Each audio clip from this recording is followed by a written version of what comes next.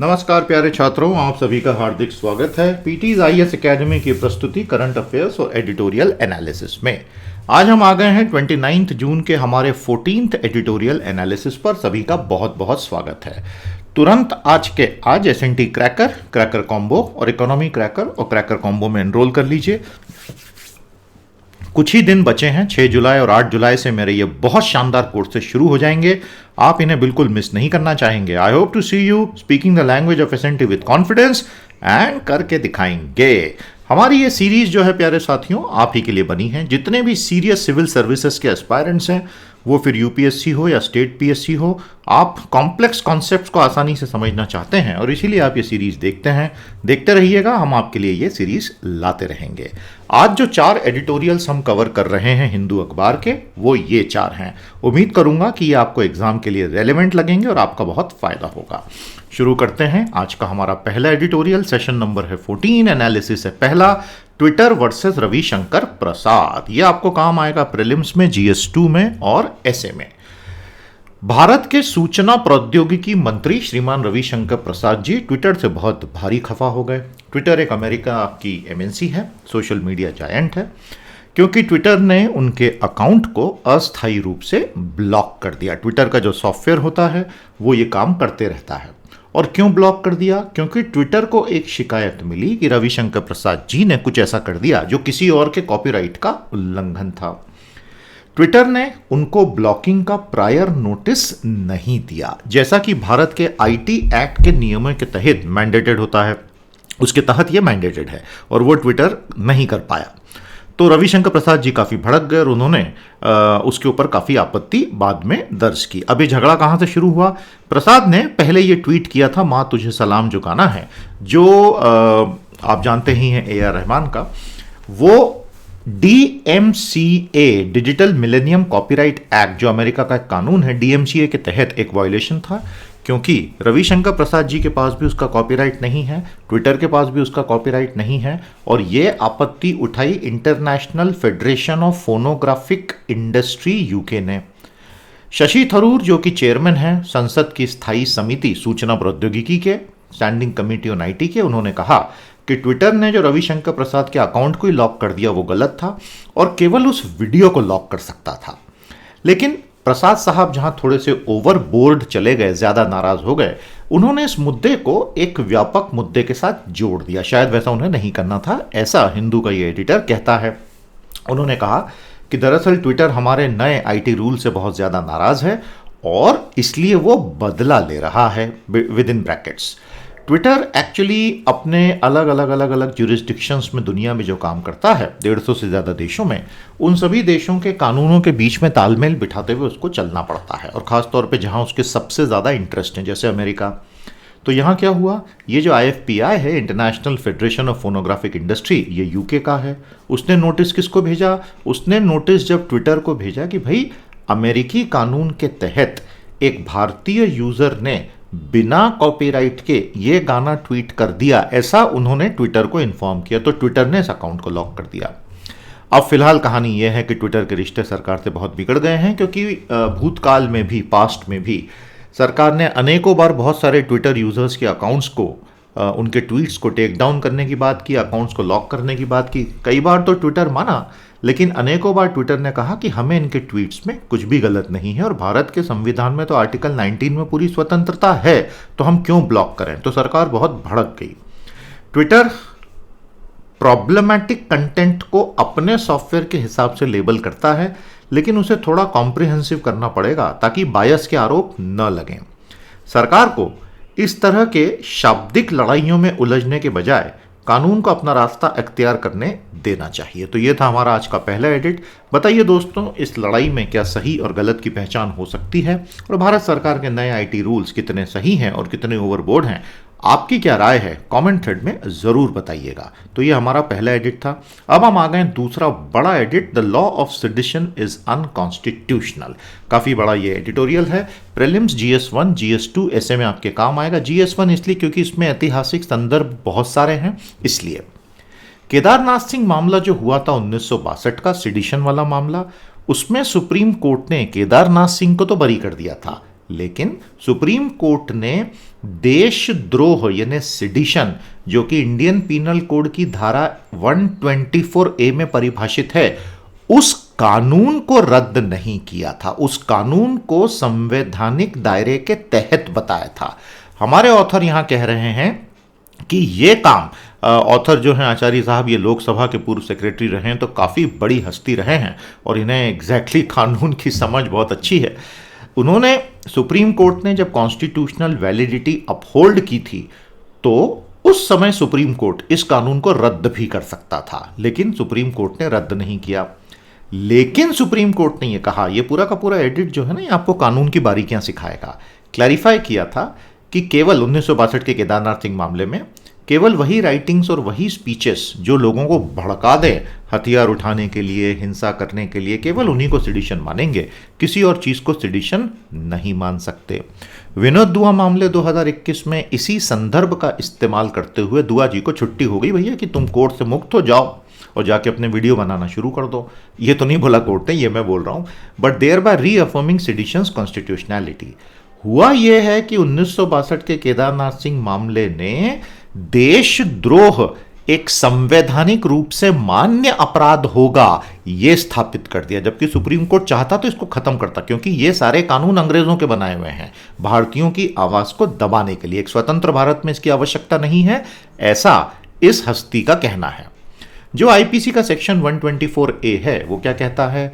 देशद्रोह वाले कार्यक्रम क्या क्या हो सकते हैं भैया? Spoken words, written words, science और विजिबल रिप्रेजेंटेशंस। 4 चीजें अंग्रेजों ने इस कानून में लिखी थी।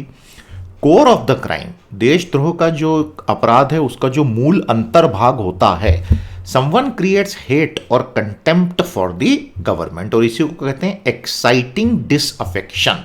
और ये जो शब्द है डिसअफेक्शन, उसको कैसे डिफाइन किया गया है? Disloyalty and feelings of enmity, कि भैया लोगों को बोलो वफादारी खत्म कर दो और शत्रुता की भावना पाल लो।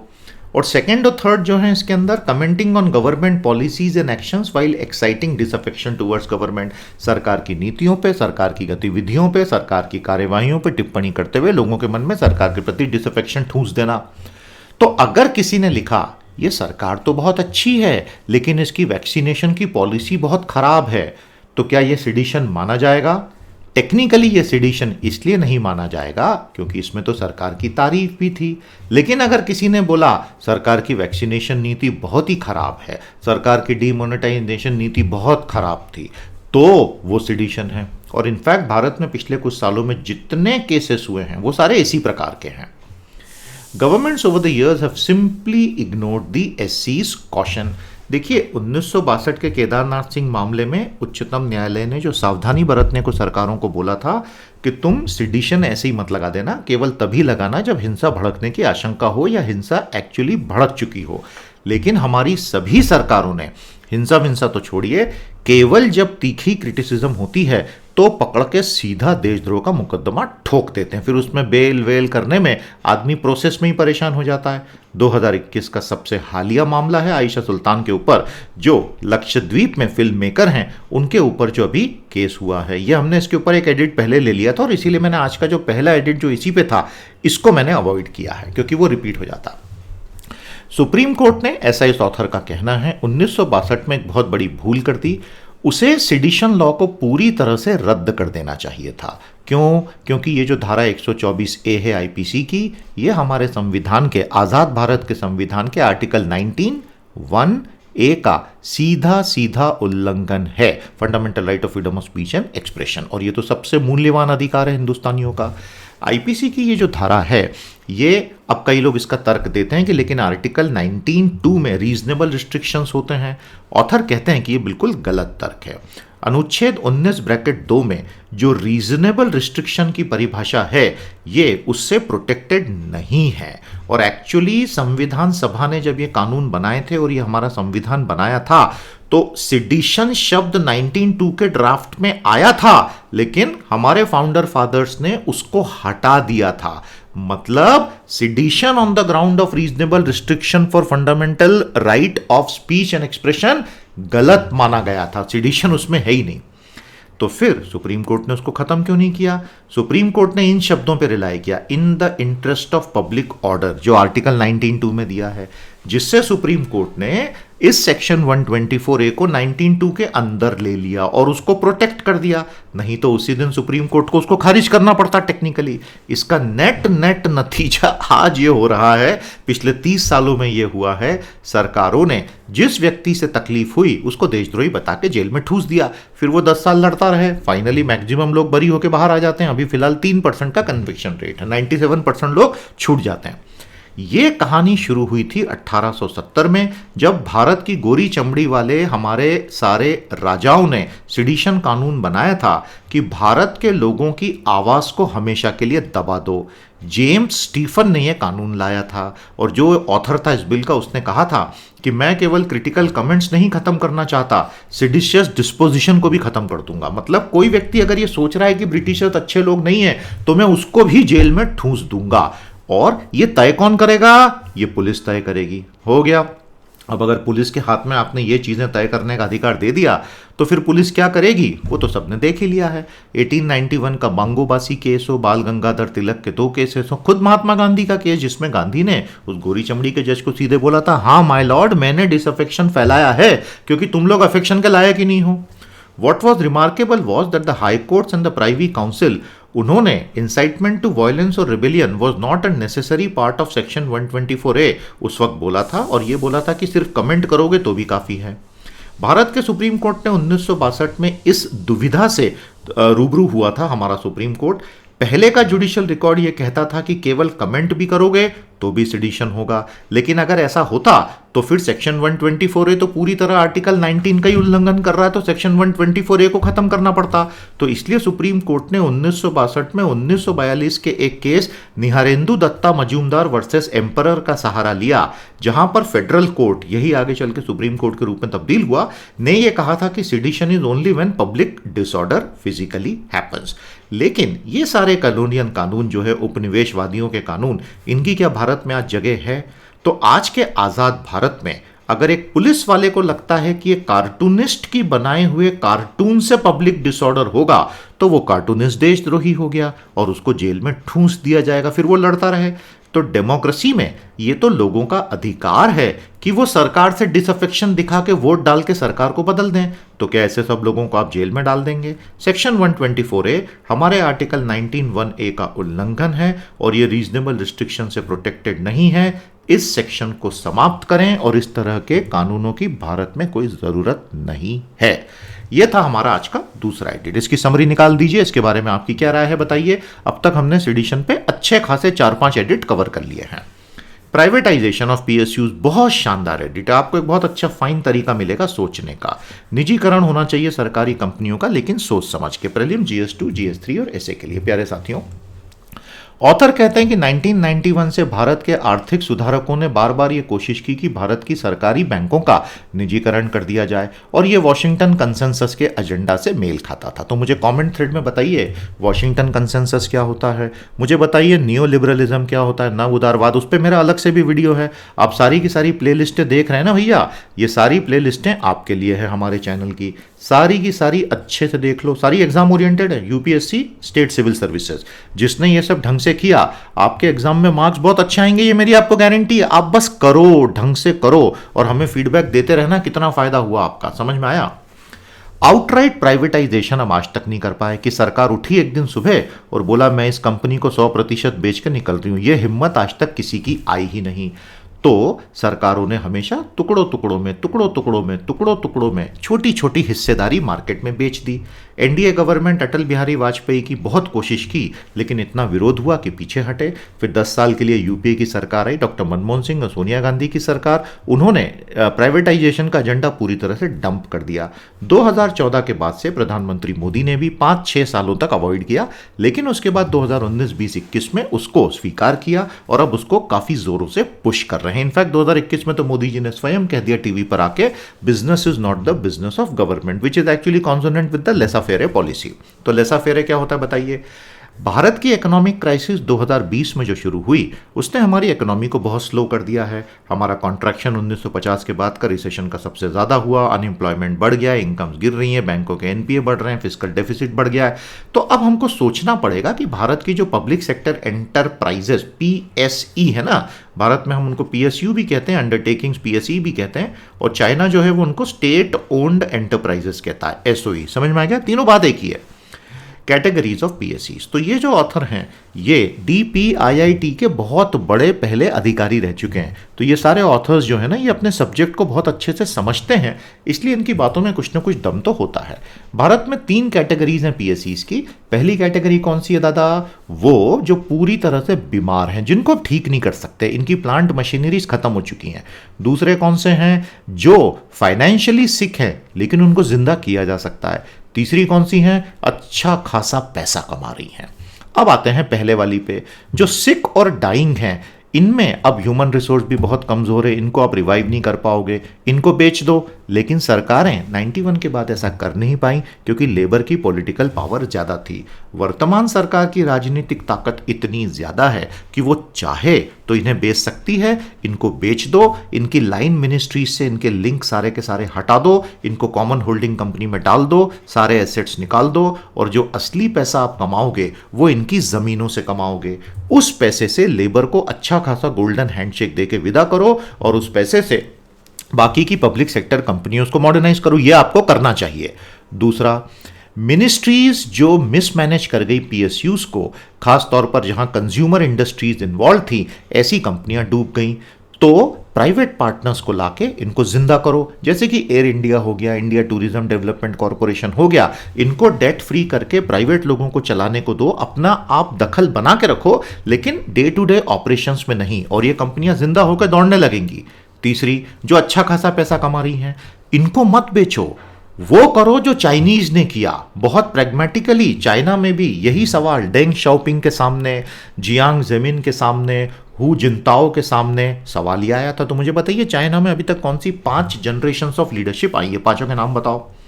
उन्होंने अपने मुनाफा कमाने वाली कंपनियों को बेचा नहीं, उन्होंने उनको नर्चर करके चैंपियन बना दिया। पैरेलल में उन्होंने प्राइवेट कंपनियों को भी चैंपियन बनाया। इसका नतीजा यह है कि दुनिया की सबसे बड़ी फॉर्च्यून 500 लिस्ट की 500 कंपनियां, अमेरिका की मैगजीन है फॉर्च्यून 500 की सूची छापती है, उसमें चीन की 124 कंपनियां हैं, उसमें 91 सरकारी कंपनियां हैं, क्योंकि चाइना ने अपनी मुनाफा वाली सरकारी कंपनियों को कभी नहीं बेचा, जो आज भारत करने निकला है। चाइना आज सुपर पावर बनने की दिशा में अग्रसर है, क्योंकि उसने सरकारी कंपनियां जो मुनाफा कमा के देती थी उनको चैंपियन बनाया, पैरेलल में प्राइवेट लोगों को आगे बढ़ाया, उसने मैदान छोड़ा नहीं। भारत को यह गलती नहीं करनी चाहिए। ऐसी प्रॉफिटेबल कंपनियों में सरकारों को धीरे धीरे अपनी थोड़ी थोड़ी हिस्सेदारी बेच के खूब पैसा कमाना चाहिए, लेकिन कंट्रोल नहीं छोड़ना चाहिए। यहां एक बहुत गंभीर ऑब्जर्वेशन है, आप सब लोग ध्यान से समझ लें। वर्तमान भारत सरकार की नीति यह है कि डिसइन्वेस्टमेंट यानी विनिवेश यानी अपनी हिस्सेदारी बेचना, ऐसा करके सरकार फिस्कल डेफिसिट कंट्रोल करना चाहती है। ऑथर कहते हैं कि यह स्ट्रेटजी ही गलत है। आप पीएसयू डिसइन्वेस्टमेंट को फिस्कल डेफिसिट टारगेट से मत जोड़ो, यह एक बहुत अनप्रोडक्टिव सोच है। आप धीरे धीरे कैलिब्रेटेड ऑफलोडिंग करके पैसा कमाओ, और वो जब स्टॉक मार्केट हाई हो, नहीं तो आप बहुत सस्ते में कंपनियां बेच दोगे, और ये तो राष्ट्रीय संपत्तियां हैं। अगर मारुति को हम इतनी बड़ी सफलता बना सकते थे तो बाकियों को क्यों नहीं?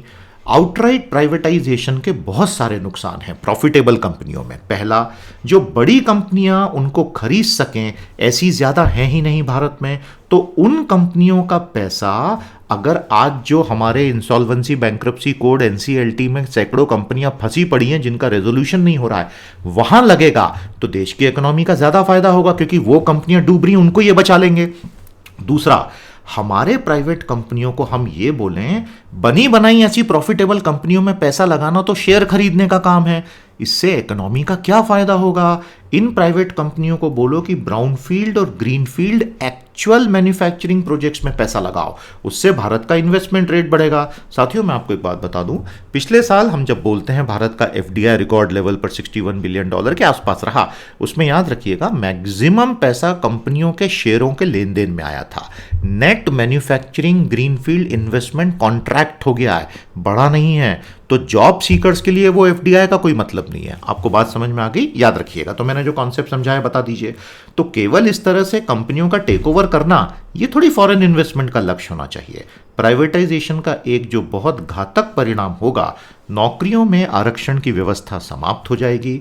भारत में जहां हमारे सारे के सारे डिप्रेस क्लासेस के लिए एससीज हों, एसटीज हों, ओबीसीज हों, जिनको सोशल जस्टिस की बहुत आवश्यकता है, वो पूरी तरह से प्राइवेटाइजेशन से समाप्त होगा, जो अच्छी बात नहीं है। और सरकारों ने इतने सालों में इतना कुछ किया है, तो remember that the government did so much in the previous years only because the banks were government owned. इसका क्या मतलब? अरे भाई, आप जन धन योजना लेकर आए, उसको 1-2 सालों में करोड़ों अकाउंट आपने कैसे खोले? क्योंकि सरकार के सारे बैंक सरकारी थे। अगर सारे बैंक प्राइवेट होते तो क्या आप जन धन योजना ला पाते? डायरेक्ट बेनिफिट ट्रांसफर ला पाते? नहीं कर पाते ना। तो आज उनको बेचो मत। समराइज कीजिएगा इसको, और क्या आप एग्री करते हैं बताइए। बड़ा अच्छा रीजनेबल एनालिसिस था। प्लेलिस्टों को यूज कीजिए दोस्तों। आज का चौथा analysis, India's hard won AIDS battle can't be wasted. काफी लंबे चौड़े एडिट्स हो गए, सेशन लंबा हो गया आज का। प्रीलिम, जीएस2 और एसए। देखिए, भारत ने एड्स की लड़ाई जीत ली थी, लेकिन हम पिछले कुछ सालों में इस लड़ाई को फिर से हारते दिख रहे हैं, और ऐसा नहीं होना चाहिए, ऐसा मैडम का कहना है। Keeping alive the conversations about AIDS, उनका कहना यह है कि पूरे मास मीडिया से एचआईवी एड्स का डिस्कशन ही गायब हो गया, जिसके दुष्परिणाम जमीनी स्तर पर इन्फेक्शन के फैलने में स्पष्ट दिखाई दे रहे हैं। जून 1981 में अमेरिका की हेल्थ अथॉरिटीज ने बहुत ही खतरनाक इन्फेक्शंस जो फैल रहे थे एचआईवी के गे लोगों में, उसके बारे में बात की। तब एचआईवी एड्स के बारे में दुनिया को पता चला। 40 साल हो गए, वैक्सीन आज तक नहीं बन पाई, क्योंकि ह्यूमन इम्यूनो डेफिशिएंसी वायरस जो है इतना म्यूटेट करता है कि वैक्सीन काम ही नहीं करती। इसलिए हमने दवाइयों से इसको कंट्रोल किया। सन 2020 से दुनिया जो है नोवेल कोरोना वायरस में उलझ गया, लेकिन एड्स की लड़ाई, एचआईवी एड्स की लड़ाई से कोरोना वायरस की लड़ाई में भी फायदा हो सकता था। भारत 1997 से 2010 में एचआईवी एड्स से बहुत अच्छे से लड़ा, जब से 1986 में एचआईवी एड्स का पहला मामला भारत में आया। लेकिन 2012 में हमारी सरकार ने, यूपीए 2 की सरकार ने, एड्स को हमने कंट्रोल किया, उसको एक लंबी लड़ाई में एक अच्छा मील का पड़ाव बताया, मील का पत्थर बताया। वर्ल्ड हेल्थ ऑर्गेनाइजेशन का ये गोल है कि 2020 तक 90% एचआईवी एड्स के लोगों को एंटी रेट्रोवायरल थेरेपी मिल जानी चाहिए। सारे रेट्रोवायरस होते हैं क्योंकि, लेकिन अब उसको बढ़ा के 2025 कर दिया। मतलब ये गोल में तो हम हारते जा रहे हैं। आज दुनिया भर के एक्सपर्ट्स कह रहे हैं कि भारत शायद एचआईवी एड्स की अपनी लड़ाई, जीती हुई लड़ाई, धीरे धीरे हार रहा है। कोविड जब आया तब एक बहाना जरूर हुआ कि भाई अब सारा ध्यान वहां लग गया है, लेकिन एक्चुअली उसके कुछ सालों पहले से भारत के एड्स के परफॉर्मेंस टारगेट खराब हो रहे थे। ऐसा क्यों हुआ? देखिए, शुरुआती दौर में जो मास कम्युनिकेशन होता था, इंफॉर्मेशन कैंपेन, देखिए मुझे तो बहुत अच्छे से याद हैं। अब जैसे शबाना आजमी मैडम जो हैं, बॉलीवुड की इतनी बड़ी अदाकारा, उनके बड़े बड़े विज्ञापन जो है लंबे समय तक सारे टेलीविजन चैनलों पर आते थे कि भैया किसी को छूने से एड्स नहीं फैलता, छूने से सिर्फ प्रेम फैलता है, प्यार फैलता है। और ऐसा करके लोगों को यह बताया गया कि डरो मत, एचआईवी ऐसे छूने से नहीं फैलेगा। उस वक्त ये चीजें बहुत मायने रखती थी। उस तरह के कैंपेन्स जो हैं, उसने मदर टू चाइल्ड ट्रांसमिशन और ब्लड ट्रांसफ्यूजन रूट लोगों को समझाया, प्रोटोकॉल बनाए, ब्लड का सेल जो है उसको इलीगल किया। लेकिन धीरे धीरे सरकारों को लगा कि अब तो क्या, हम तो लड़ाई जीत गए, अब क्या है। 2014 से हमारी एड्स की लड़ाई में हम धीरे धीरे खसकते गए हैं। उसका क्या सबूत है? इन्फेक्शन डायग्नोसिस का रेट 60% से गिर के केवल 23% रह गया। हमारे मरने वालों की दर एचआईवी एड्स से डबल हो गई। नए केसेस 5 गुना बढ़ गए हैं भारत में। हमारा नैको बताता है कि 58,000 एड्स की मौतें हुई 2019 में और 69,000 इन्फेक्शन हुए, और इसमें से 98% हाई रिस्क ग्रुप में। तो ये तो गलत हो रहा है, हाई रिस्क ग्रुप में तो होना ही नहीं चाहिए। तो हाई रिस्क ग्रुप क्यों है? ये जो हम गिरे हैं, क्यों गिरे? क्योंकि इन्फॉर्मेशन कैंपेन बंद हो चुके हैं, लोगों तक जानकारी नहीं जा रही है। और जो सबसे ज्यादा भेद्य समूह है, vulnerable group, MSM, IDU, migrants and sex workers और ट्रक ड्राइवर, 4 बड़े इसके अंदर वल्नरेबल ग्रुप माने जाते हैं। MSM, men having sex with men. IDU, जो ड्रग इंजेक्शन से लेते हैं। माइग्रेंट्स एंड सेक्स वर्कर्स और ट्रक ड्राइवर, इन चारों को टारगेट करते हुए कैंपेन चला करते थे। वो कैंपेन पहले से कमजोर हो गए। अब भारत में जो नए लड़के लड़कियों की पीढ़ियां आई हैं, उनको एड्स की अवेयरनेस कम है। ये नॉट होना चाहिए, एड्स की अवेयरनेस कम है, लेकिन हाथ में इंटरनेट और मोबाइल है, ऑनलाइन डेटिंग के ऐप्स हैं, और वो आपस में मिल रहे हैं and they are hooking up, यानी उनके बीच सेक्सुअल इंटरकोर्स हो रहा है बिना HIV एड्स की पूरी अवेयरनेस के। अरे भाई, तभी तो ये नंबर्स बढ़ रहे हैं। तो कहने का मतलब ये है, लंबी दूरी की सोच रखिए, सभी स्टेक होल्डर्स को इन्वॉल्व कीजिए। हमारा NACP इतना सफल रहा है, नेशनल एड्स कंट्रोल प्रोग्राम, हर स्टेट UT में इसका पूरा नेटवर्क बना हुआ है NACO के सुपरविजन में। उसे एग्रेसिवली यूज कीजिए, 21,000 की वर्कफोर्स को फिर से पुनर्जीवित कीजिए, उनको ताकत दीजिए और एड्स को सरकार के एजेंडा पे लाइए। नहीं तो SDG 2030 का टारगेट की एड्स को खत्म करना है, हम कभी भी अचीव नहीं कर पाएंगे। बहुत शानदार एडिट था, आई होप आपको मजा आया। समराइज कर दीजिए इसको। प्यारे दोस्तों, बहुत बहुत बधाई हो सभी भारतीयों को। अग्नि मिसाइल का छोटा वर्जन अग्नि P मिसाइल आया है, और ये जो अग्नि P मिसाइल आई है इसकी रेंज 1000 से 2000 किलोमीटर होगी। ऑल्दो आप जानते ही हैं कि doctor APJ Abdul Kalam missile man का बनाया हुआ जो integrated guided missile development programme था, उसमें तो हम अग्नि 6 तक चले गए थे। तो मुझे बताइए, ये अग्नि P में P क्या है? P नाइस साइना साहब जो हैं एग्रीकल्चर और फार्मर्स के हितों के बोलने वाले बहुत बड़ी आवाज़ हैं, जर्नलिस्ट हैं। P साइना साहब को one of the 3 recipients of Fukuoka prize 2021 के लिए दिया गया है।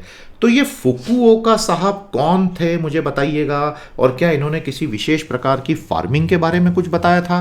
प्यारे साथियों, अब आज हमने डिसइन्वेस्टमेंट की बात की। हमारे चीफ इकोनॉमिक एडवाइजर, क्या नाम है उनका, वो बोल रहे हैं कि सरकार पूरी तरह श्योर है, विनिवेश 2.25 लाख करोड़ का हम कर देंगे। आज का हमारा ऑथर यही बोला था कि आप विनिवेश को फिस्कल डेफिसिट कम करने के लिए मत करो, वो स्ट्रेटेजी गलत है। लेकिन वही सरकार की स्ट्रेटेजी है।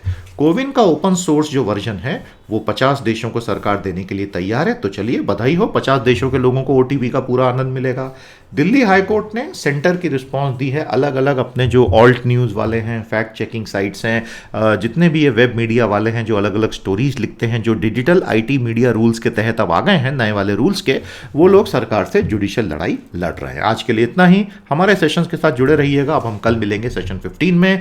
नमस्ते, जय हिंद। याद रखिएगा, सेशन को लाइक और शेयर करना है, चैनल को सब्सक्राइब करना है, अपने साथियों को भी जोड़ना है।